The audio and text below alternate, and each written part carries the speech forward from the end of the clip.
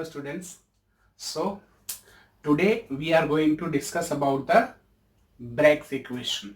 Now Bragg's equation है उसके related guys बहुत सारे क्वेश्चंस जो है वो आप सॉल्व कर सकते हो, राइट? मतलब कुछ कॉम्पिटिटिव एग्जाम के अंदर आपको इसके रिलेटेड कोई मतलब कि क्वेश्चंस देखे तो उसको कैसे सॉल्व करना है उसको हम आज देखते हैं, राइट?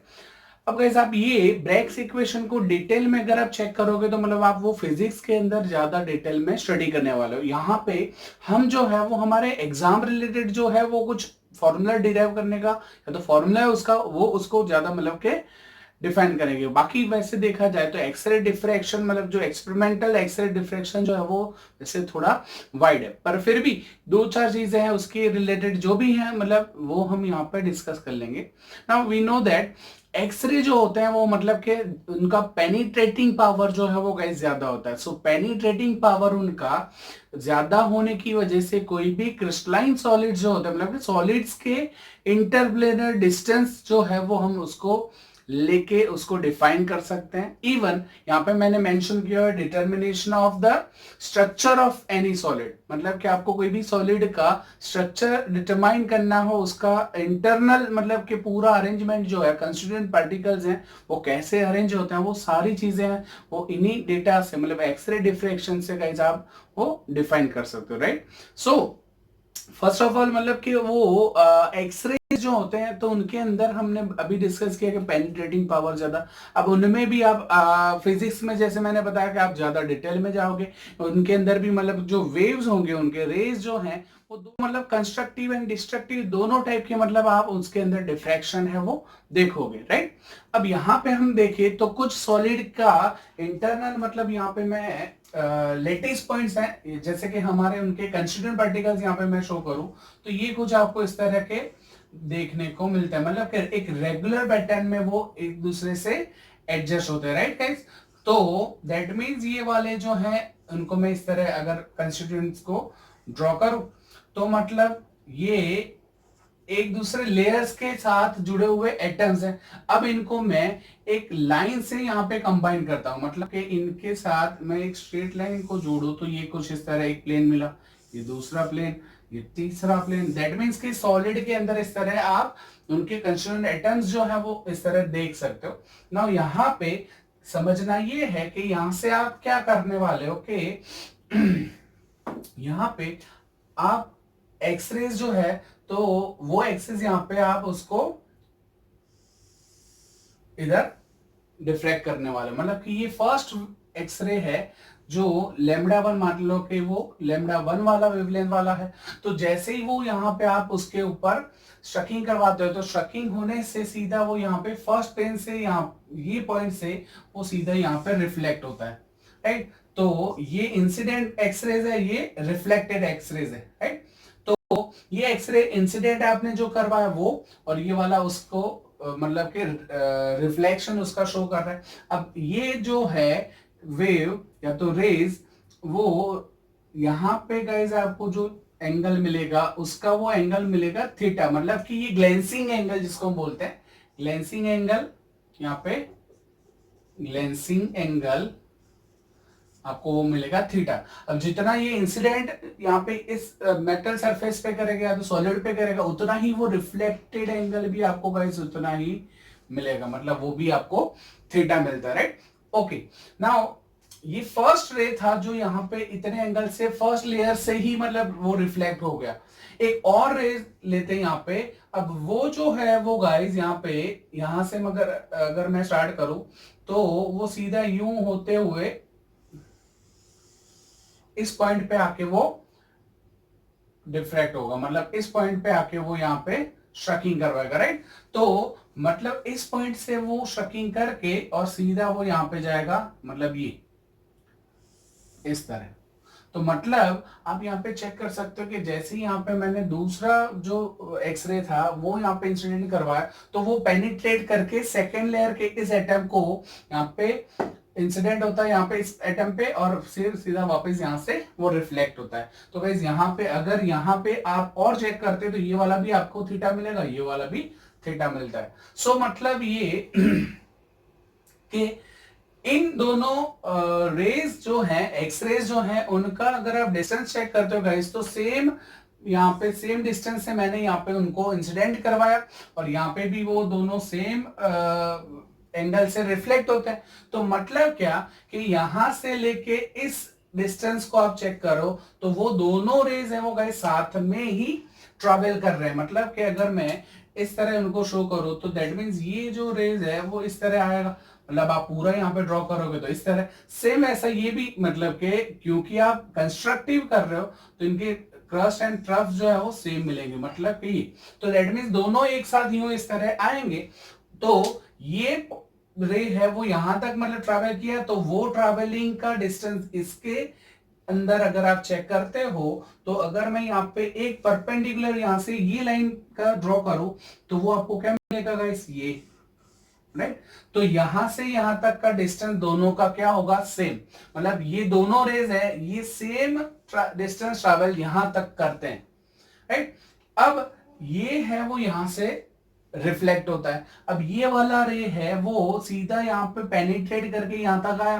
तो मतलब गाइस आप समझो इस पॉइंट को अगर मैं ए बोलूं तो ये ए है, ये आपका ओ है, और यहां पे वापिस आप चेक करो तो ये डिस्टेंस और ये डिस्टेंस, इन दोनों रेज का ये दो डिस्टेंस है वो सेम है। तो यहां पे वापस मैं एक परपेंडिकुलर ड्रॉ करूं तो मतलब इस पॉइंट को मैं अगर बी बोल दूं, ओके, तो मतलब आप चेक कर सकते हो, या तो यहाँ पे हम सी ले ले, ये वाला पॉइंट है वो बी, तो ए बी और सी। अब आप चेक करना ध्यान से, तो ये दोनों डिस्टेंस है, ये ओ से लेके ये वाला पॉइंट, सी से लेके ये वाला पॉइंट, मतलब ये दोनों डिस्टेंस सेम है। तो मतलब क्या कि इन दो रेस का जो पाथ डिफरेंस है, मतलब कि कितना ट्रैवल किया, तो ये दोनों डिस्टेंस सेम होंगे, पर ये ए बी और बी सी यहां से लेके यहां तक का डिस्टेंस है जो उसने सेकेंड लेयर को पेनिट्रेट करने के लिए मतलब कि जो यूज किया, तो वो गाइस जो है वो पाथ डिफरेंस यहां पे आपको मिलेगा। सो मतलब कि ये अगर रेस अगर सेम फेज में हो, यहां पे मैं मेंशन करूं, if the x raise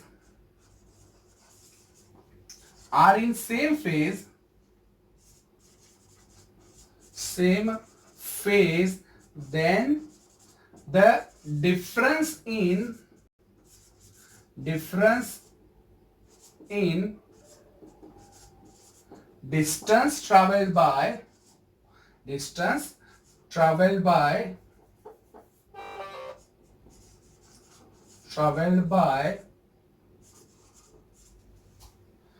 both the rays or X-rays, it means the path difference, it means the path difference, यहां पे मैं मेंशन करूं the path difference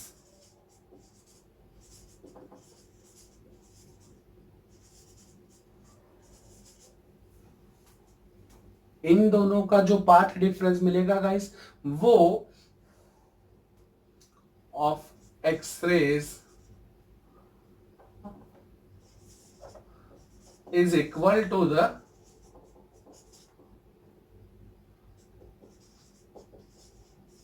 integral multiple of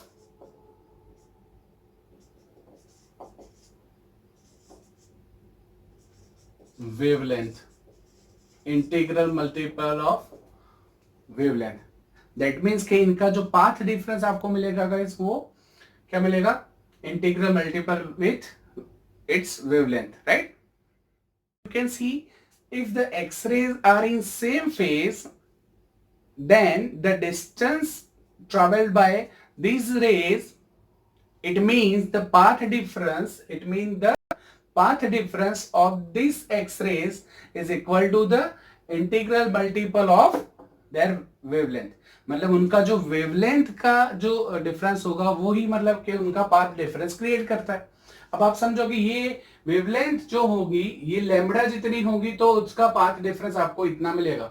सो मतलब क्या कि यहाँ पे जैसे उसका पाथ डिफरेंस है, तो यहाँ पे मैं मेंशन करूं the path difference, therefore according to diagram path difference आपको गाइस कितना मिलेगा, तो पाथ डिफरेंस जो है वो यहां पे मैं लिखूं A B plus BC, AB plus BC।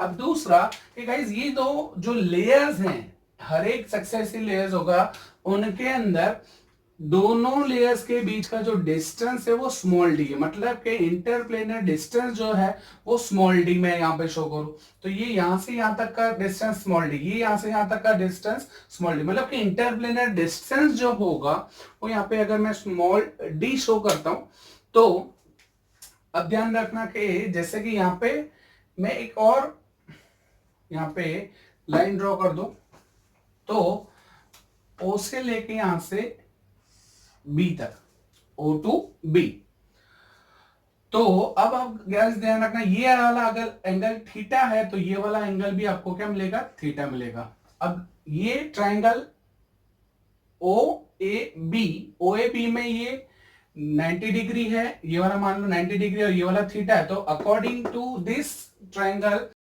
OAB, तो उसके अंदर गाइस क्या मिलेगा आपको, रिलेशन क्या मिलेगा, ये थीटा के रिलेटेड साइन थीटा क्या मिलेगा, सो साइन थीटा आपको इसके अंदर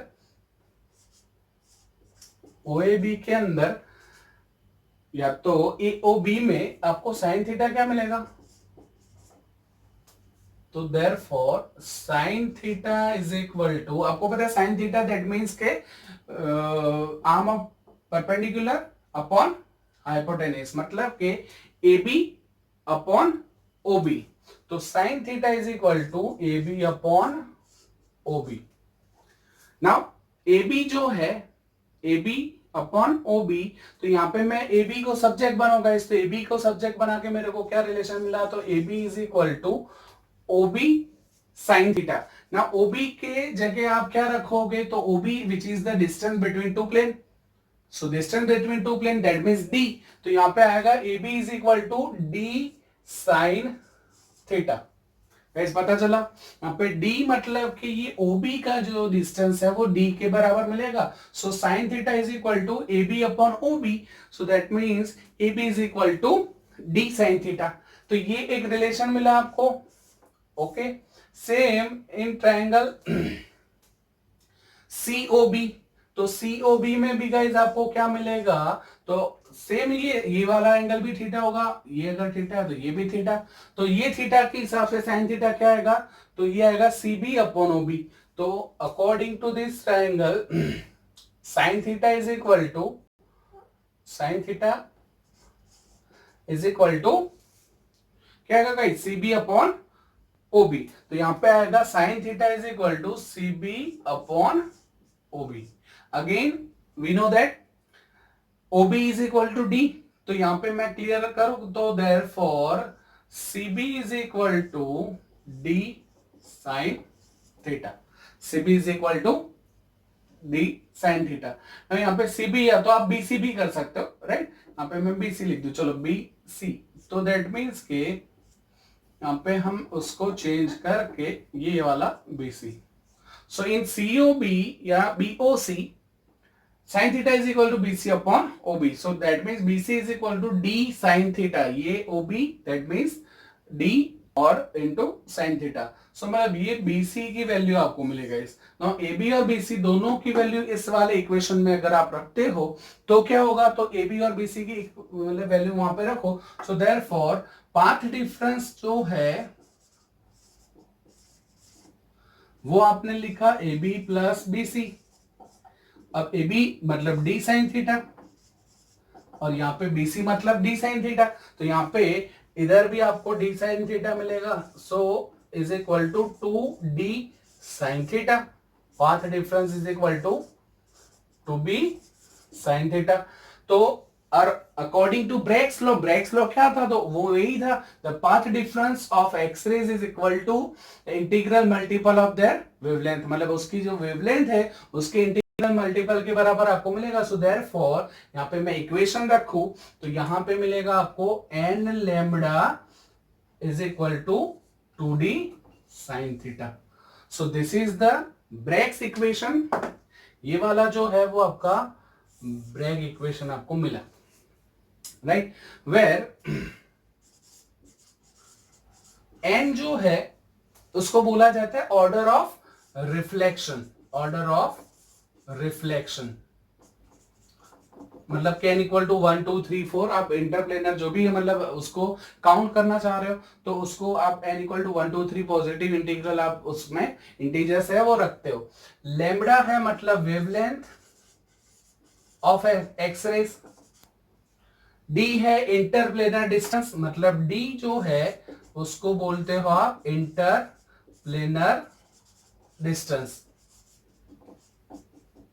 और थीटा तो angle of reflection, angle of diffraction, कोई भी आप मतलब थीटा के जगह यहां पे आप रख सकते हो। तो theta is equal to angle of reflection. तो दैट मीन्स के गाइस आप चेक कर सकते हो ये वाला जो है वो आपका ब्रैग इक्वेशन आपने देखा, वापिस आप एक बार चेक कर लो तो मतलब किस तरह आप पूरा है उसको आप डिफाइन कर सकते हो, राइट। सो आपको ये हमने डिराइव करके समझाया पर आपको मेनली अगर चेक किया जाए तो क्या याद रखना है, n lambda is equal to 2d sine theta. दूसरा कभी कभी क्वेश्चन पूछा जाता है कि ये 2d साइन थीटा गाइस वो क्या एक्सप्लेन करता है, तो गाइस यहाँ पे मैंने ये भी यहाँ पे शो किया 2d साइन थीटा मतलब वो पाथ डिफरेंस शो करता है। तो एमसीक्यूज में अगर आपको वो भी पूछा जाए कि 2d साइन थीटा है मतलब d साइन थीटा वो क्या इंडिकेट करता है, तो आपको ये भी याद रखना है वो पाथ डिफरेंस है वो मतलब के इंडिकेट करता है, राइट। ओके, अब ये था कंस्ट्रक्टिव टाइप का हमने डिफ्रैक्शन देखा। गाइस अगर डिस्ट्रक्टिव हो तो उसमें लैम्बडा की जगह आपको लैम्बडा बाय 2 रखना है। अगर आपका डिस्ट्रक्टिव रिफ्रैक्शन अगर हो तो उसमें पूरा मतलब के कैंसिलेशन हो जाता है। तो मतलब क्या कि लैम्बडा की जगह आपको वहां पे लैम्बडा बाय 2 रख के जो फॉर्मूला मिलेगा वो डिस्ट्रक्टिव इंटरफेरेंस के लिए मिलता है, राइट। सो मतलब कि ये पूरा जो ब्रैग्स इक्वेशन आपने जो देखा वो आप इजीली समझ सकते हो, right. So please note down it. So here is the some practice question regarding Bragg's equation. So question 1, the statement is the second order Bragg diffraction of X-rays with lambda 1 angstrom. So मतलब यहाँ पे आपको lambda जो है वो guys यहाँ पे दिया हुआ है उसका 1 angstrom from a set of parallel planes in a metal occurs at an angle with 60 degree. मतलब यहाँ पे आपको जो चीजें हमारे फॉर्मूला के रिलेटेड है मैं उसको मार्क करता जा रहा हूं ताकि आपको वो पता चले। मतलब ये वाला आपका 60 डिग्री है angle of reflection. The distance between the scattering planes in the crystal is, that means we have to find out the value of small d, distance between plane. So here some information. तो मतलब यहाँ पे आप उसमें क्या लिखोगे, तो यहाँ पे एक यहाँ पे है कि आप चेक कर सकते हो कि यहाँ पे लेमड़ा है वो आपको दिया 1 एंगस्ट्रॉम। 1 एंगस्ट्रॉम दैट मींस आप उसको कन्वर्ट कर सकते हो मीटर में, बट आपका आंसर देखो तो आपका आंसर है वो भी एंगस्ट्रॉम में ही लिया हुआ है, तो मतलब आप उसको उसी के अंदर रख सकते हो, राइट। नाउ एंगल थीटा जो है वो गाइस थीटा यहाँ पे आपको मेंशन किया हुआ है 60 डिग्री, 60 डिग्री। तो उसको हम जब आगे अंदर इनपुट करेंगे तो साइन 60 डिग्री में हम उसको कंसिडर कर सकते हैं। चलो वो अंदर ही चेक करेंगे। सो डी जो है वो गाइस यहाँ पे आपको फाइंड करना है, और उसके लिए यहाँ पे एन जो है जो हम फॉर्मूला रखेंगे तो उसमें एन आप चेक करो तो यहाँ पे आपको ऊपर स्टेटमेंट में सेकेंड ऑर्डर आपको मेंशन किया, सेकेंड ऑर्डर डिफ्रैक्शन। सो मतलब कि एन इक्वल टू 1, तो n इक्वल टू यहाँ पे सॉरी n इक्वल टू आएगा सेकेंड ऑर्डर है तो 2, सेकेंड ऑर्डर डिफ्रैक्शन है। सो आप उसका n का वैल्यू वो 2 रखोगे और आपको यहाँ पे d जो है वो फाइंड करना है। सो सिंपल सा यहाँ पे d है उसको आप फाइंड कर सकते हो।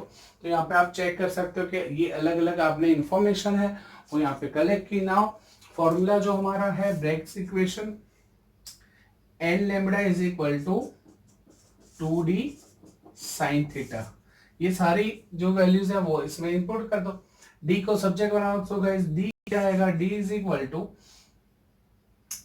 N lambda upon 2 sine theta, n lambda upon 2 sine theta. अब यहाँ पे इसके अंदर अगर मैं वैल्यू रखूं यहाँ पे मतलब इसी के अंदर तो एन मतलब क्या आएगा गाइस, तो एन यहाँ पे 2 है, लैम्बडा आपका 1 है upon 2 into sine 60 degree. Now sine 60 degree है, उसका मतलब होता है √3/2।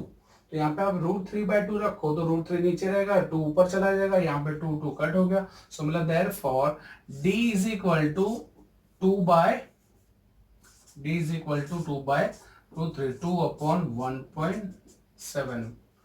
तो दैट मीन्स कि यहाँ पे d का वैल्यू जो है वो गाइस आपको कितना मिलेगा, तो 1.155 एंगस्ट्रॉम आपका आंसर आपको मिलेगा, जो आपका ऑप्शन ए है। मतलब राइट आंसर आपका होगा ए। सो मतलब कि ये कैलकुलेशन है तो सिंपल सी, एकदम इजी गाइस, आप चेक कर सकते हो कि खाली जो वैल्यूज है वो आपको पिक करके उसके अंदर इनपुट करने पर। प्रॉब्लम ये था कि आपको ये ब्रेग्स इक्वेशन जो है वो याद रखना है, और जो जो वैल्यूज यहाँ पे स्टेटमेंट में से आपको दी हो उसको कलेक्ट करके आपको वो लिखनी है, right. So now next question is the when an electron in an excited MO atom, मतलब मोलिब्डेनम एटम है, उसके अंदर अगर इलेक्ट्रॉन एक्साइट होगा then fall from L to K shell, मतलब कि वो L सेल में से K सेल में ट्रांजिट होता हो, देन एक्सरेज इज एमिटेड, मतलब कि जब वो ट्रांजिट होता है L में से K में तब वो कुछ एक्सरेज को एमिट करता है। Then these x-rays are diffracted with the angle of 7.75 degree, मतलब कि यहाँ पे आप चेक कर सकते हो ये वाला आपको उसका एंगल दिया हुआ है। कभी कभी गाइज ये भी याद रखना है, क्वेश्चन के अंदर ऐसी एंगल की वैल्यूज दी होती है जो हम नॉर्मली वे पे, मतलब साइन का जो थीटा के साथ रिलेशन होता है, मतलब साइन 0 है, 0 मतलब वैसा, तो दैट मीन्स वो सारी जो वैल्यूज हैं वो हमको पता है। पर ऐसी अगर वैल्यूज हो तो यहाँ पे आप चेक कर सकते हो sine 7.75 degree is equal to 0.1349, आपको मतलब वैल्यूज वो पहले से दे देते हैं। तो अगर ऐसी कोई ऑड वैल्यू हो तो वो पहले से मेंशन की होती। Now this angle by plane with the separation of 2.64 angstrom, मतलब कि ये दो प्लेन के बीच का डिस्टेंस आपको मेंशन किया है।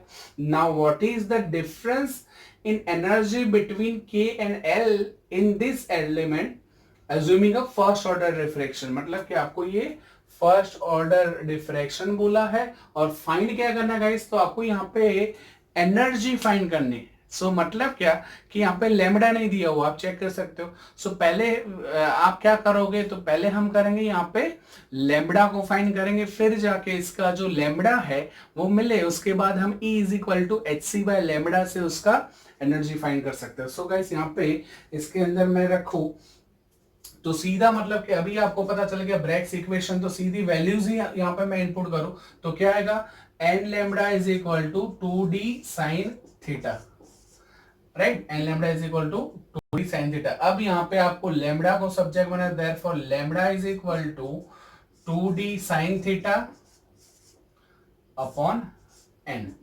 अब 2 इंटू डी आपको कितना दिया होगा, यहाँ पे आप देख सकते हो 2.64 एंगस्ट्रॉम है, तो उसको 2.64 और मैं सीधा मीटर में कन्वर्ट कर दूं तो 2.64 into 10 to the power minus 10 meter में हो जाएगा, राइट। साइन थीटा है तो साइन थीटा मतलब के उसका वैल्यू यहाँ पे आपको दिया हुआ है साइन 7.75 डिग्री, मतलब यहां पे मैं उसके अंदर लिखूं 7.75 डिग्री अपॉन n जो है वो मेंशन किया हुआ है ऑर्डर ऑफ रिफ्रैक्शन या डिफ्लेक्शन, तो ऑर्डर ऑफ डिफ्रैक्शन है वो आपका फर्स्ट है, मतलब n इक्वल टू 1, तो यहाँ पे आप वो रख सकते हो। नाउ 7.75 डिग्री उसके जगह क्या आएगा गाइस, तो आपने अभी जो चेक किया कि 0.13 इंटू 49, तो गाइस इसका आप मल्टीप्लीकेशन जब करोगे तो आपको आंसर जो मिलेगा वो तो 0.7123 into 10 to the power minus 10 meter, ये आपको लेमडा मिला गाइस। तो फर्स्ट आपका आंसर जो है वो ये मिला 10⁻⁻10 मीटर, ये आपको लेमडा मिला। अब लेमडा से आप एनर्जी जो है वो फाइंड कर सकते हो, लेमडा से है वो एनर्जी आप डिफाइन कर सकते हो। कैसे, तो लेमडा से एनर्जी में हमारा formula E is equal to lambda, E is equal to lambda. तो गाइस यहाँ पे उसको मैं इस साइड में थोड़ा काउंट करूं तो यहाँ पे रखो फॉर्मूला जो है तो E is equal to lambda, right. So H that means Planck's constant है, तो प्लैंक्स कांस्टेंट को गाइस यहाँ पे हम रख के सो गाइज यहाँ पे 6.626 इंटू 10⁻⁻34 जूल में वो आएगा एच का वैल्यू, इंटू 3 इंटू 10⁸ मतलब के speed of light upon lambda, lambda that means 0.7 आपको जो मिला 0.7123 इंटू 10⁻⁻10। तो गाइज इसका जब कैलकुलेशन करो तो ये जो है वो पूरा मतलब के इसका सॉल्यूशन, तो गाइज आपको इसकी वैल्यू जो मिलेगी वो आपको आंसर जो है वो मिलेगा 27.88 इंटू 10⁻16 जूल। दैट मीन्स यहाँ पे मैं उसका आंसर यहाँ पे रखूं तो ये ई जो है वो आपको मिला 27.88 इंटू 10⁻16 जूल। सो गाइज ये आपको उसका आंसर मिलेगा। Okay, so note down it.